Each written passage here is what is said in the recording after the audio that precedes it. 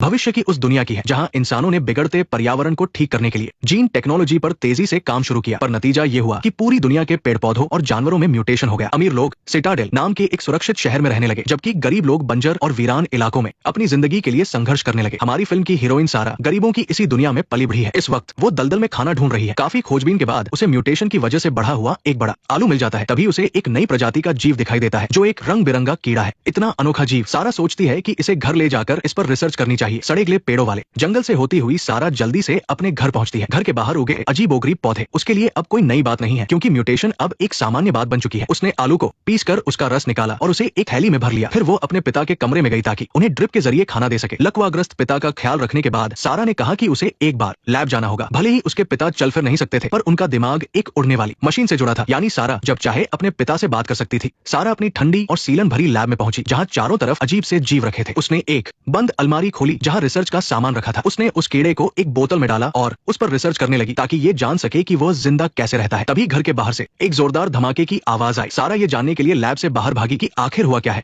वो एक तरफ छिपकर देखने लगी। उसे वहां कुछ कचरा बीनने वाले लोग दिखे जिन्हें तीर्थयात्री कहा जाता था। उन्हें देखकर सारा को अपनी माँ की याद आ गई। उसकी माँ भी जहर के असर के बाद उन्हीं के साथ चली गई थी और फिर कभी लौटकर नहीं आई। ये तो वाकई गजब है। घर वापस आकर सारा ने देखा कि दरवाजे के पास के सारे पौधे मर चुके हैं। ऐसा लग रहा था जैसे घर में लूटपाट हुई हो। उसने अंदर जाकर फौरन चेक किया तो पता चला कि कोई बिजली देने वाला सेल चुरा ले गया है। अब तो बड़ी मुश्किल हो गई। बिना बिजली के पिता की मशीन और रोबोट काम करना बंद कर देंगे। सारा ने कुछ देर सोचा और फिर अपने अंकल जो के पास जाने का फैसला किया। जब सारा अंकल के पास पहुंची तो उसने देखा कि वहां एक अजीब सी दिखने वाली औरत जमीन पर गिरी हुई है। वो दर्द से तड़प रही थी, पर वहां खड़े बच्चों को कोई फर्क नहीं पड़ रहा था। जो ने एक खंजर निकाला और एक बच्चे को उसे खत्म करने को कहा। उसने कहा कि ये एक हाइब्रिड है जो लैब में बना है। ये कोई इंसान नहीं है, इसलिए इस पर दया करने की जरूरत नहीं है। जैसे ही लड़का आगे बढ़ा, उस हाइब्रिड औरत ने उसे जमीन पर पटक दिया। ये देखकर बाकी बच्चे हंसने लगे। उन्हें अंदाजा भी नहीं था कि जो की नजरों में वे खुद भी सिर्फ इस्तेमाल की चीजें थे। आखिरकार उस लड़के ने उस औरत को मौत के घाट उतार दिया और अब बच्चों की हंसी थम चुकी थी। इस तबाह हुई दुनिया में वे लोग ऐसी चीजों के आदी हो चुके थे। जो ने अपना खंजर वापस लिया और सारा को अपने साथ अंदर ले गया। पर क्या ये पत्थर दिल इंसान वाकई अपने भाई की मदद करेगा? जैसा कि डर था, जो ने सारा का खून तो ले लिया, पर बदले में वो बिजली वाला सेल नहीं दिया और सारा को घर से निकाल दिया। लेकिन सारा हार मानने वालों में से नहीं थी। वो घर के पिछले हिस्से में पहुंची और तार काटकर जो कि लैब में घुसने की कोशिश करने लगी। तभी ऊपर से सिटाडेल का एक विमान गुजरा, जिसके शोर ने सबका ध्यान भटका दिया। सारा फौरन अंदर भागी और जनरेटर से फ्यूल निकाल लिया। तभी उसकी नजर